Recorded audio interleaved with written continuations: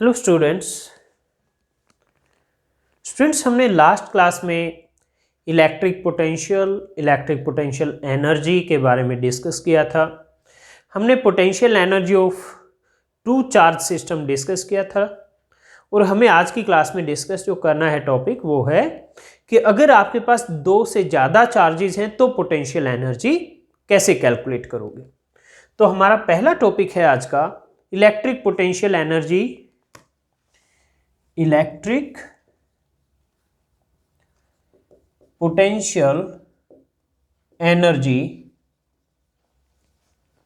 of a system of charges। अगर दो से ज़्यादा हैं तो हम क्या करेंगे। ओके, तो दो से ज़्यादा चार्जेस हम ज़्यादा कॉम्प्लिकेट ना करते हुए तीन चार्ज ले लेते हैं, Q1 Q2 Q3। Q1 Q2 के बीच में सेपरेशन है, मान लीजिए R12, Q1 Q3 के बीच में R13 और Q2 Q3 के बीच में सेपरेशन है R23। ओके, तो इस डायग्राम में हमारे पास कितने पेयर बन रहे हैं चार्जेस के? तीन pair. It has 3 pairs of charges.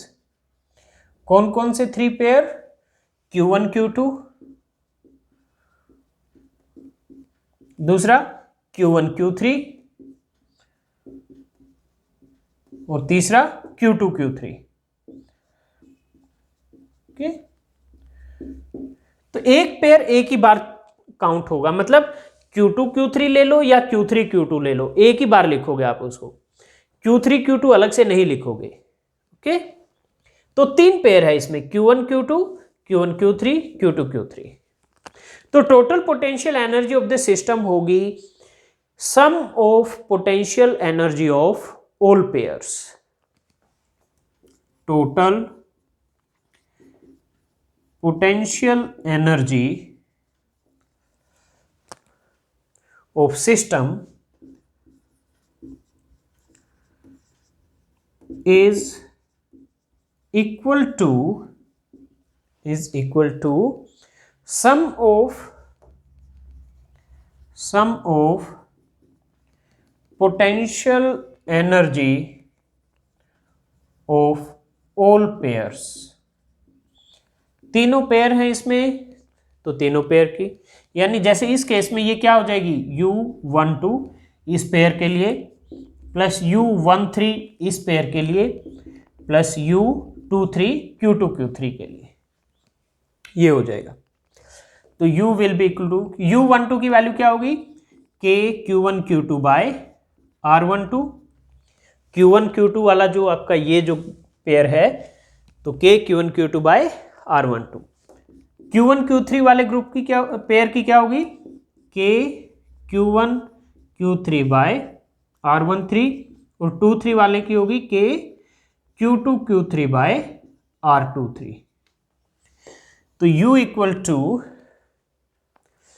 इसको हम कैसे लिख सकते हैं, K QI QJ divide by RIJ and summation over all pairs, यानी जितने भी पेयर बन रहे हैं उनका ये सम। ओके,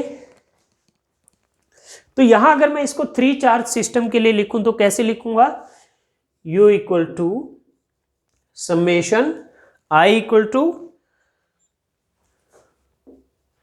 और J इक्वल टू, J 1 से 3 है और I भी 1 से 3 है ना। ये वाला क्या है, बाद वाले को हमने J लिखा है 1 2 3 और फर्स्ट वाला भी क्या है 1 2 3। ओके,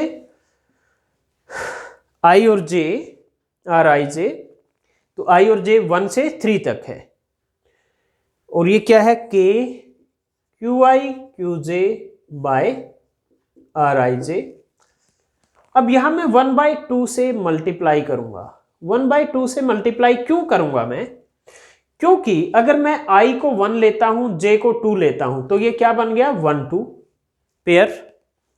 फिर लेकिन I की वैल्यू 2 भी आएगी ना, तो जब I की वैल्यू 2 आएगी और J की 1 आएगी तो ये बन गया 2 1। तो ये एक ही पेयर है ना, 1 2 ले लो या आप इसको 2 1 ले लो, लेकिन इसमें क्या हो रहा है, 2 बार काउंट हो रहा है, तो इसलिए 1/2 से डिवाइड कर दिया मैंने। ओके,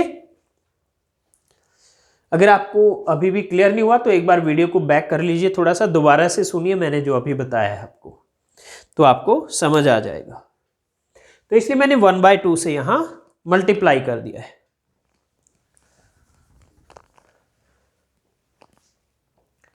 ओके, तो फॉर n चार्जेस, 3 की बजाय अगर n चार्जेस है तो टोटल पोटेंशियल एनर्जी क्या होगी, 1/2 summation I equal to 1 to n summation j equal to 1 to n।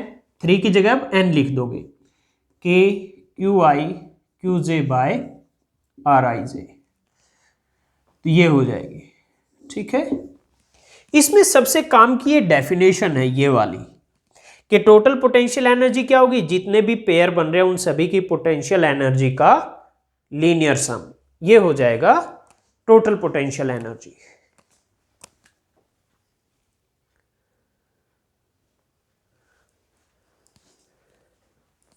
Okay, अब मान लीजिए यहां पर एक चार्ज QJ है और ये पॉइंट I है, ये पॉइंट I है, ये डिस्टेंस है RIJ। तो इस पॉइंट पर पोटेंशियल क्या होगी QJ की वजह से, मैं उसको पोटेंशियल को VI लिख देता हूं। इस पॉइंट पर I पॉइंट पर जो पोटेंशियल होगी ड्यू टू QJ वो क्या होगी, K QJ बाय RIJ, ये होगी potential at this point I due to Qj, it will be K Qj by Rij। Okay, तो मैं इसको इक्वेशन को इस तरह से लिखता हूं, 1/2 and summation I equal to 1 to n, और QI को मैंने बाहर लिख दिया, अंदर लिखा summation J equal to 1 to n K QJ by RIJ। तो ये टर्म क्या होगी, ये तो VI हो जाएगी। ओके, तो 1/2 summation I equal to 1 to n QI VI। यहाँ समेशन इसलिए क्योंकि और भी बहुत सारे पॉइंट होंगे इसके सराउंडिंग में जिसको आपने J से लिखा होगा, तो इसलिए समेशन और J भी इसके साथ काउंट हो जाएगा, वो टोटल VI देगा आपको। ओके, तो यहां VI क्या है, VI है potential at QI due to QJ। VI is potential at QI due to QJ। Okay, तो ये होगा। वेल, मोस्टली न्यूमेरिकल में अगर ये आपको कॉम्प्लिकेटेड लग रहा है, फिर भी एक बार तो आप जरूर कीजिए अच्छे से इसको, लेकिन डरने की जरूरत नहीं है, क्योंकि ये जो डेफिनेशन है यही यूज होगी न्यूमेरिकल में। आपको जितने भी पेयर आपके डायग्राम में बनेंगे गिवन न्यूमेरिकल में, उन सभी की अलग अलग वैल्यू कैलकुलेट करके ऐसे सम कर दोगे, आपका आंसर आ जाएगा। ओके, तो ये टॉपिक आपका कंप्लीट हो गया है। नेक्स्ट हम कैलकुलेट करेंगे potential energy of a dipole in a uniform electric field. तो मैं इसके लिए बोर्ड को क्लीन कर देता हूं, फिर नेक्स्ट टॉपिक शुरू करते हैं। तो स्टूडेंट, मैंने बोर्ड को क्लीन कर दिया है। हमारा नेक्स्ट टॉपिक है potential energy of a dipole in a uniform electric field.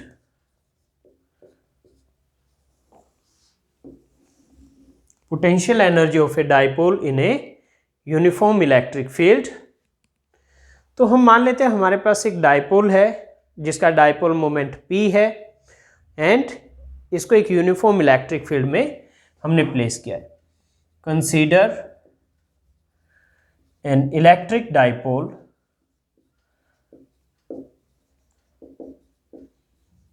of dipole moment vector P placed in a uniform electric field vector E।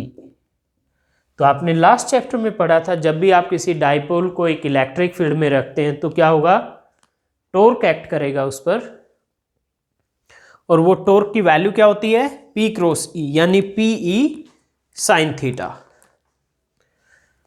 तो torque acting on dipole tau, it will be PE sin theta। Okay, let ये है equation number 1। तो अगर आपको dipole को rotate करना है तो कुछ वर्क डन करना पड़ेगा। Work done to rotate the dipole by d theta is, let dw से लिख देते हैं हम उस वर्क डन को, तो ये क्या होगा, टाउ इंटू डी थीटा। तो it will B PE sine theta, tau की वैल्यू रख दी टॉर्क की, into D theta. Okay, and suppose अगर हम इनिशियली मान लेते हैं कि जो डाइपोल मोमेंट है it makes angle theta note with the electric field, and finally हम उस एंगल को चेंज करना चाह रहे हैं थीटा नोट से थीटा, तो वर्क डन क्या होगा। ओके,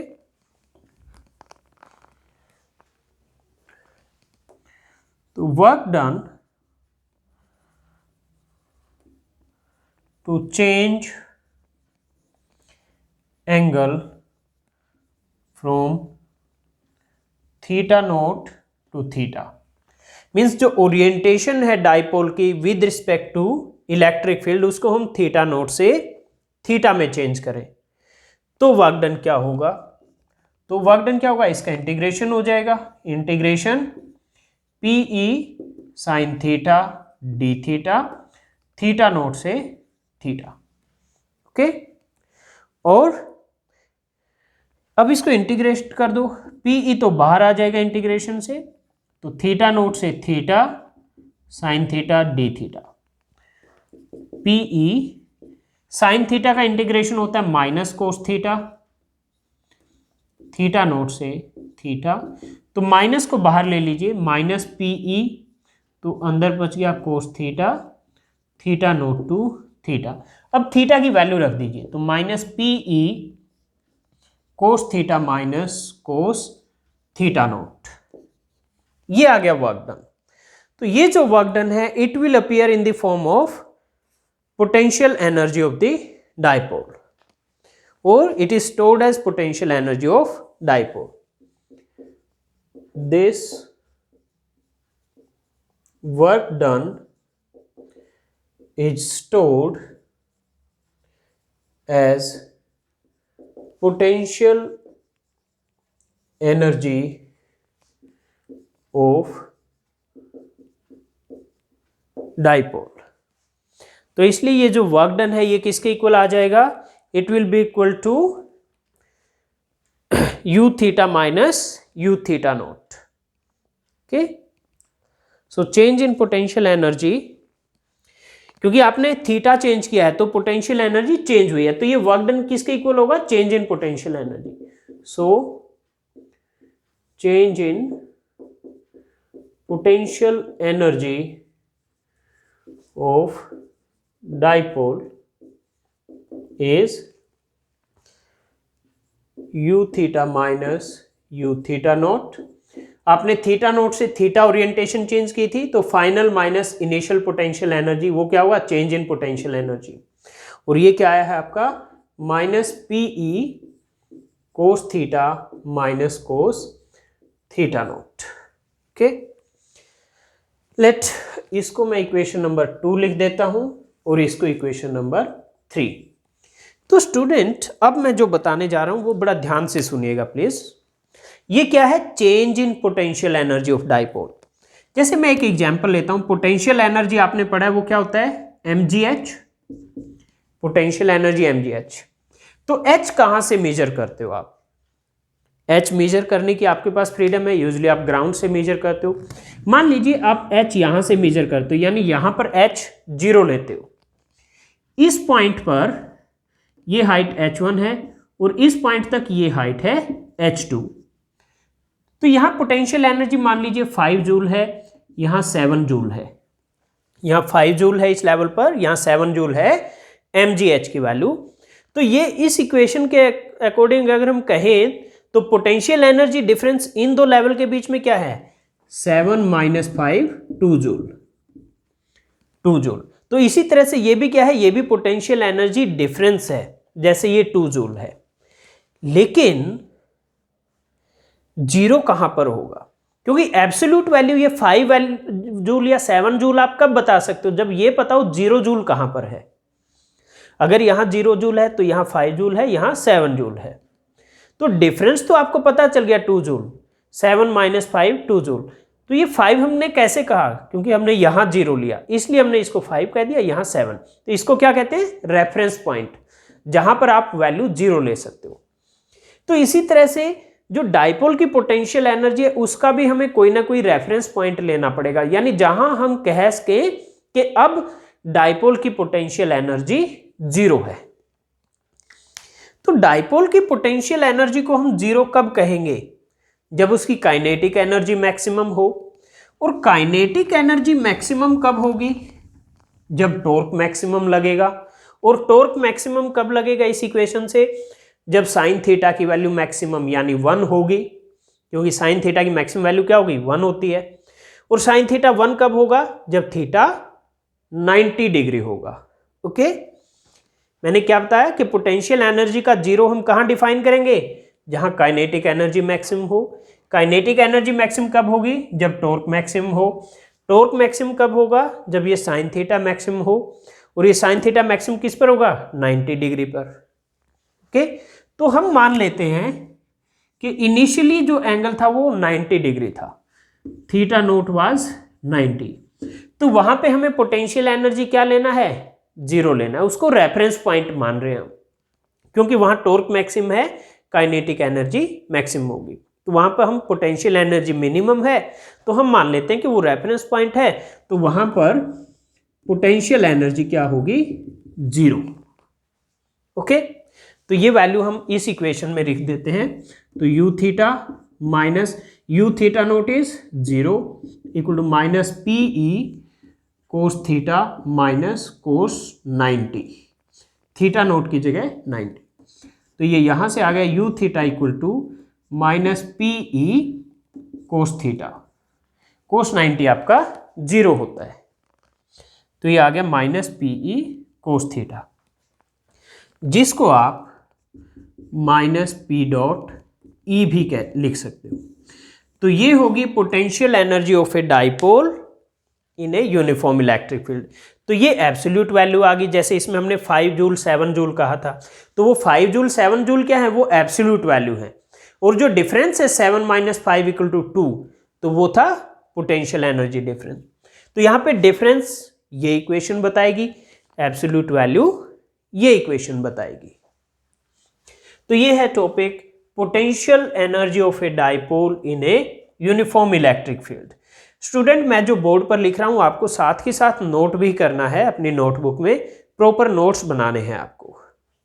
तो ये टॉपिक आपका कंप्लीट हो गया। अब हम नेक्स्ट टॉपिक करेंगे potential due to a uniformly charge spherical shell. तो उसके लिए मैं पहले बोर्ड को क्लीन कर देता हूं और फिर नेक्स्ट टॉपिक शुरू करते हैं।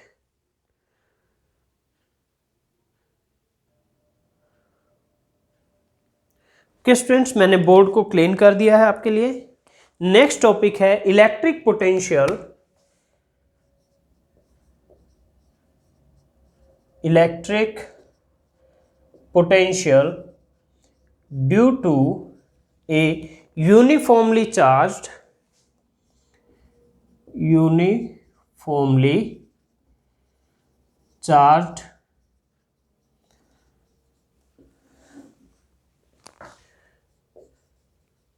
thin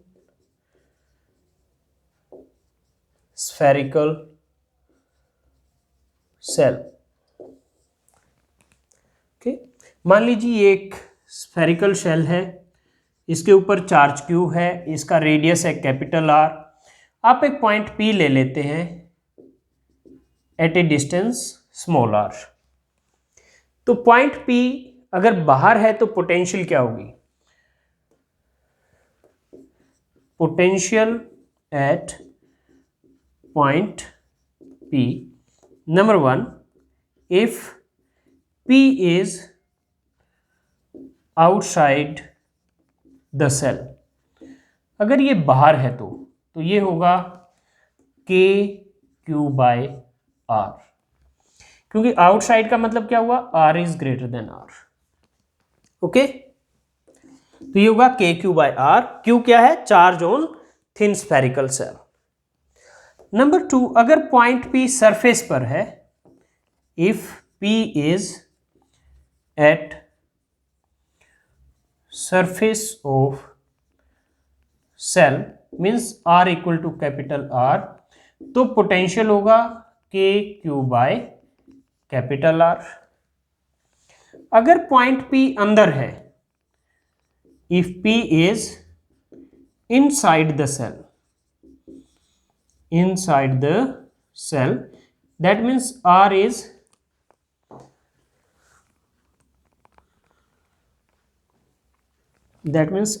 less than R. Okay, तो पोटेंशियल की वैल्यू है K Q by capital R. जो सरफेस पर है सेम वही, यानी अंदर कोई भी पॉइंट लोगे आप तो उस पर पोटेंशियल क्या होगी? वही होगी जो उसके सरफेस पर है। जबकि इलेक्ट्रिक फील्ड में अंदर क्या आया था? इलेक्ट्रिक फील्ड स्फेरिकल शेल के लिए 0 आया था आपका। तो ये इसका डेरिवेशन आपके सिलेबस में नहीं है, वो आपको करने की जरूरत नहीं है, ये सिर्फ न्यूमेरिकल के लिए आपको पता होना चाहिए। आउटसाइड पॉइंट पर स्मॉल आर, इनसाइड पॉइंट और सरफेस पर रेडियस आर। ओके, तो अगर मैं इसके लिए V वर्सेस R ड्रॉ करता हूं, तो इनसाइड पॉइंट और सरफेस पर तो है K Q by R। K क्या है यहां? 1/4 पाई एप्सिलॉन नॉट। ओके, तो यानी ये है आपकी K Q बाय R, ये कांस्टेंट वैल्यू है अप टू R। ये क्या है? R less than R। और फिर क्या है? ये इनवर्सली प्रोपोर्शनल है, तो यानी ये इस तरह से डिक्रीज होगी यहां से। V is inversely proportional to R।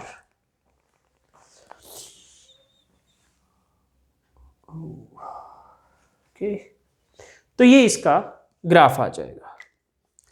तो स्टूडेंट, ये एक और टॉपिक था हमारा जो कंप्लीट हो गया।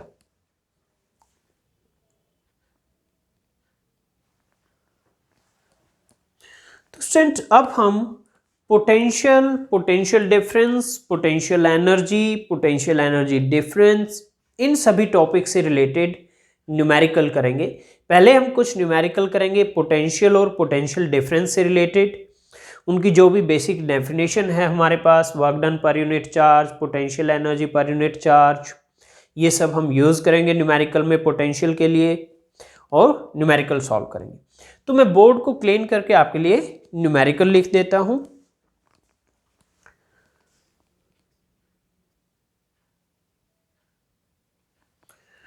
स्टूडेंट, मैंने आपके लिए क्वेश्चन लिख दिया है। क्वेश्चन की स्टेटमेंट है, calculate potential at a point P due to a charge of 4 × 10⁻⁷ coulomb located 9 centimetre away. पहले फर्स्ट पार्ट करते हैं, फिर सेकंड पार्ट पढ़ेंगे। ये एक चार्ज Q दिया हुआ है, Q की वैल्यू है 4 × 10⁻⁷ कूलम। इससे R डिस्टेंस पर ये पॉइंट P है और R की वैल्यू है 9 सेंटीमीटर। इसको मीटर में लिख देता हूं मैं, 9 × 10⁻⁻² मीटर। तो पॉइंट P पर पोटेंशियल निकालना है, तो पोटेंशियल का फॉर्मूला क्या होता है? KQ by R। तो v इक्वल टू k की वैल्यू क्या है 1/4 pi epsilon naught q by r। 1/4 pi epsilon naught की वैल्यू 9 इंटू 10⁻⁹, q की वैल्यू 4 इंटू 10⁻⁻7 और r की वैल्यू 9 इंटू 10⁻⁻2। 9 से 9 कैंसल, तो ये आ गया 4 इंटू 10 की पावर, ये माइनस से ऊपर जाके प्लस हो जाएगी, तो 9 पहले से है प्लस की, 2 और 11, 11 माइनस 7 4, तो 10⁻⁴ वोल्ट। ये आ गया potential at point P due to Q। Second part है, कहता है कि अब इस पॉइंट P पर अगर ये एक चार्ज Q नोट की वैल्यू दी हुई है 2 इंटू 10⁻⁻9 कूलम, ये charge Q note point P पर लेकर आए इन्फिनिटी से, तो वर्क डन क्या होगा? तो वर्क डन क्या होगा उसके लिए आपके पास पोटेंशियल की डेफिनेशन क्या थी किसी पॉइंट पर? Work done in bringing charge from infinity to P divide by charge. तो यहां से वर्क डन क्या आ जाएगा Q नोट चार्ज आपका इंटू V। ओके, तो Q नोट की वैल्यू है 2 इंटू 10⁻⁻9 और V की वैल्यू है 4 इंटू 10⁻⁴। तो ये आ गया आपका 8 इंटू 10⁻⁻5 जूल। तो ये आपका आंसर आ गया स्टूडेंट। तो इस तरह से आप जो बेसिक डेफिनेशन थी पोटेंशियल की, work done in bringing a unit positive test charge from infinity to that point, वो हमने यूज की है सेकंड पार्ट में।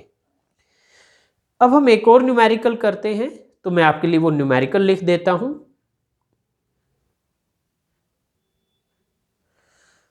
ओके स्टूडेंट्स, मैंने नेक्स्ट क्वेश्चन लिख दिया आपके लिए। A hollow spherical shell is charged with 0.4 microcoulomb and has a radius 0.1 meter. Find the potential number 1 at the surface, number 2 inside the cell, number 3 at a distance 0.6 meter from center। तो ये कौन सा case है? जो अभी हमने किया था कि अगर ये स्फेरिकल शेल है, रेडियस r है, तो इसकी वजह से सरफेस पर क्या होता है, अगर इस पर चार्ज q है तो q दिया हुआ है 0.4 माइक्रोकूलम, यानी 4 इंटू 10⁻⁻7 कूलम, और कैपिटल R रेडियस दिया हुआ है 0.1 मीटर। तो फर्स्ट केस सरफेस पर पोटेंशियल क्या होता है K Q by capital R। तो k की वैल्यू है 9 इंटू 10⁻⁹,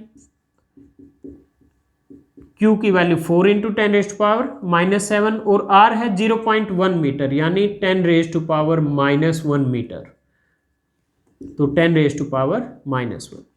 तो ये हो गया 9 इंटू 4 36 इंटू, ये ऊपर जाके प्लस हो जाएगी पावर, तो 9 + 1 10, 10 - 7 3, तो 36,000 वोल्ट ये आ जाएगी वैल्यू सरफेस पर। फिर कहता है inside the sphere, inside the shell. Inside the shell भी क्या होती है, वही जो सरफेस पर होती है KQ/R। तो ये हमने कैलकुलेट किया, ये कितनी आई है 36,000 वोल्ट।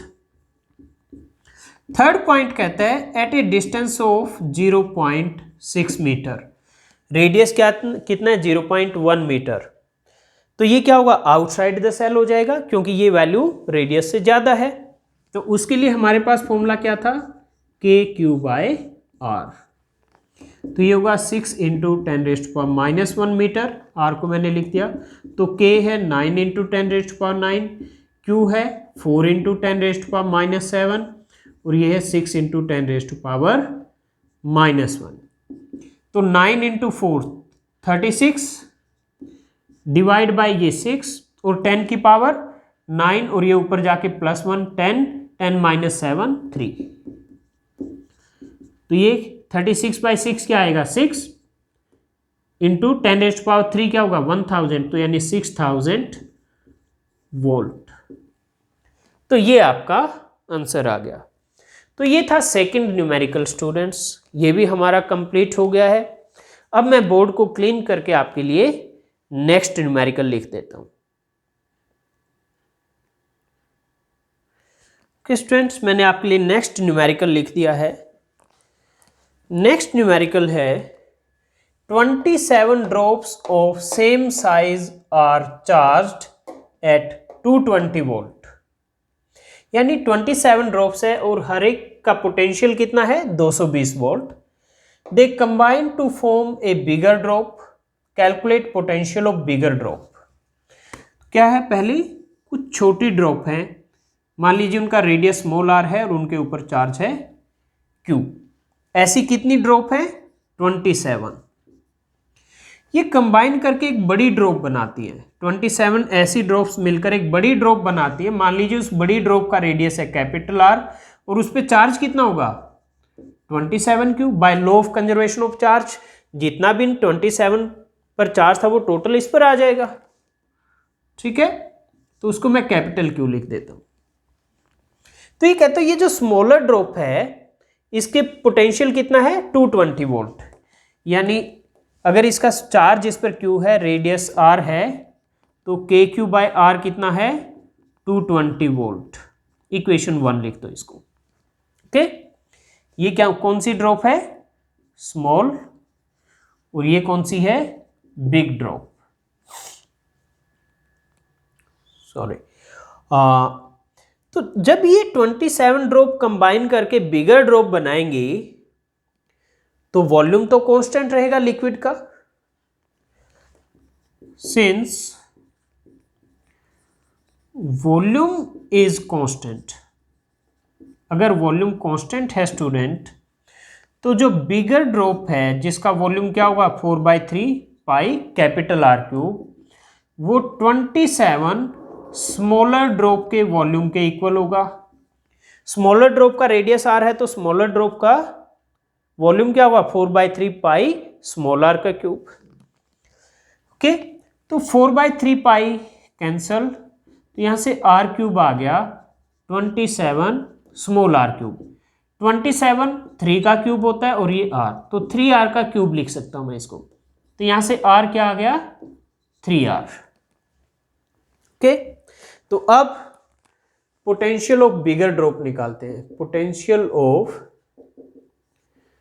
बिगर ड्रॉप v लिख देता हूं मैं, तो ये क्या होगा k charge on bigger drop divide by radius of bigger drop. तो k q की वैल्यू क्या है 27 q और कैपिटल R की वैल्यू क्या है 3r। तो ये हो गया 27/3 क्या होगा 9 और k क्यू बाय r। तो ये 9 इंटू के क्यू बाय आर की वैल्यू क्या है 220 वोल्ट, तो इंटू 220 ये मल्टीप्लाई कर दो, तो ये मल्टीप्लाई करके क्या आएगा 0890, तो 1980 वोल्ट। ये होगा potential at this surface of bigger drop. तो स्टूडेंट ये भी एक न्यूमेरिकल था आपका पोटेंशियल से रिलेटेड। अब मैं आपके लिए नेक्स्ट न्यूमेरिकल लिख देता हूं, इसको बोर्ड को पहले क्लीन कर देता हूं मैं।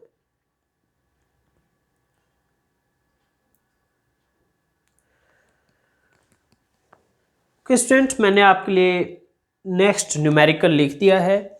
ये पोटेंशियल एनर्जी पर बेस्ड न्यूमेरिकल है। स्टेटमेंट है 3 charges -q + q -q are placed at equal distances on a straight line.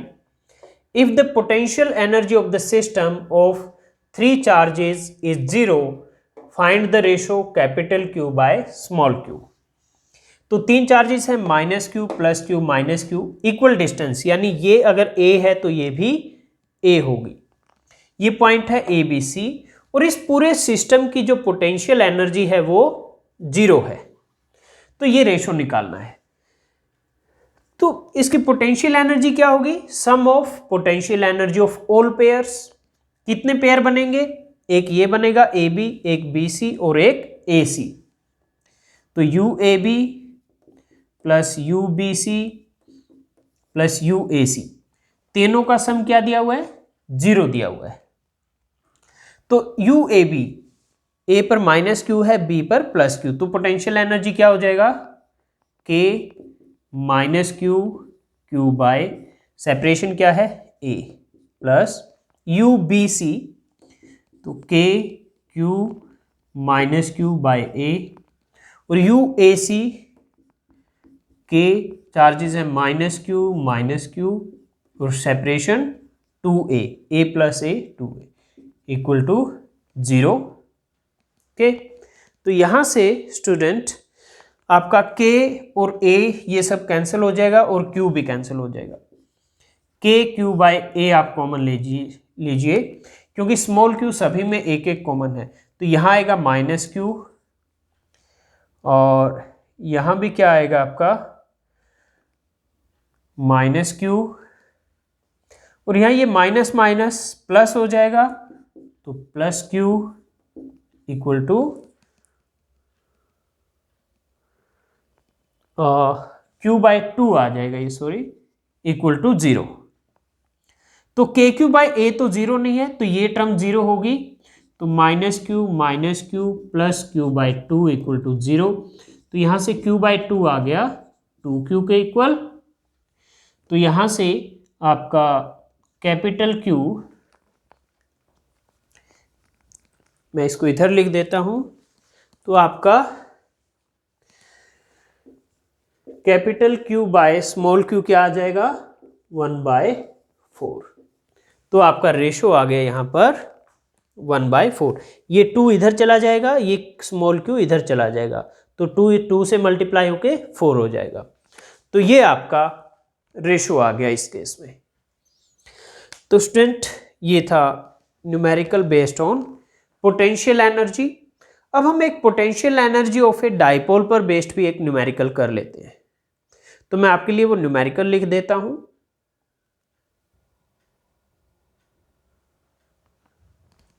Student मैंने आपके लिए नेक्स्ट न्यूमेरिकल लिख दिया है, an electric dipole of length 2 centimetre is placed with its axis making an angle of 60 degree to a uniform electric field of 10 raised to power 5 Newton per coulomb.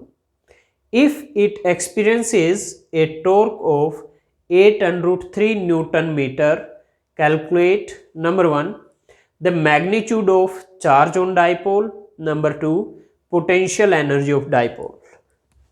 Okay, तो आपको dipole length दिया हुआ है 2 centimetre, जिसको आप 2a लिखते हो, वो 2 सेंटीमीटर दिया हुआ है, यानी 2 into 10 raise to power -2 metre. Electric field ये दिया हुआ है 10 रेज टू पावर 5 न्यूटन पर कूलम, एंगल 60 डिग्री, और टॉर्क दिया हुआ है 8√3 न्यूटन मीटर। तो आपके पास टॉर्क होता है PE साइन थीटा, P होता है आपका Q into 2a, dipole moment P क्या होता है Q इंटू 2a, और E sine theta.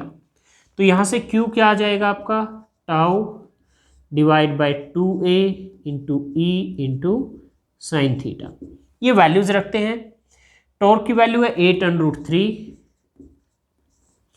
2a dipole length 2 into 10 raise to power -2, E की वैल्यू है 10 raise to power 5, sine theta है 60 डिग्री, तो साइन 60 होता है √3/2, तो √3/2, 2 ऊपर चला जाएगा, तो √3 से √3 कैंसल, 2 से 2 कैंसल, तो कितनी पावर बचेगी 5 - 2 3, और ये 3 पावर जब ऊपर जाएगी तो माइनस की हो जाएगी, तो Q हो जाएगा 8 into 10 raise to power -3 coulomb, 8 into 10 raise to power -3 coulomb. अब सेकंड पार्ट में कहता है पोटेंशियल एनर्जी ऑफ डाइपोल। तो पोटेंशियल एनर्जी ऑफ डाइपोल क्या होता है -PE कोस थीटा, P की वैल्यू है Q इंटू 2a, तो -Q into 2a into E into cos theta. तो Q की वैल्यू रख दीजिए, ये है 8 इंटू 10⁻³ 2A की वैल्यू है 2 इंटू 10⁻² मीटर, E की वैल्यू है 10⁵ और कोस थीटा 60 है, कोस 60 होता है 1/2। तो इसको आप सॉल्व करो, 2 से 2 कैंसल, तो पावर हो गई आपकी -3 -2 -5 + 5 0, तो यानी 10 की पावर 0 1, तो ये सिर्फ -8 इंटू 1 -8 जूल। तो ये होगी potential energy of the dipole. तो स्टूडेंट ये क्वेश्चन भी आपका कंप्लीट हो गया।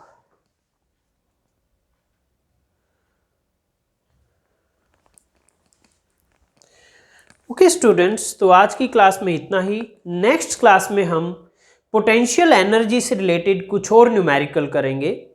जैसे अगर 2 से ज़्यादा चार्जेस हैं, आज हमने एक न्यूमेरिकल तो शुरू में किया था जिसमें 3 चार्जेस हैं ये, लेकिन थोड़ा सा और कॉम्प्लिकेटेड न्यूमेरिकल अगर हो तो उसको कैसे सॉल्व करेंगे उसके बारे में डिस्कस करेंगे। तो नेक्स्ट क्लास में कुछ पोटेंशियल एनर्जी के न्यूमेरिकल करेंगे और उसके बाद हम potential due to a dipole calculate करेंगे।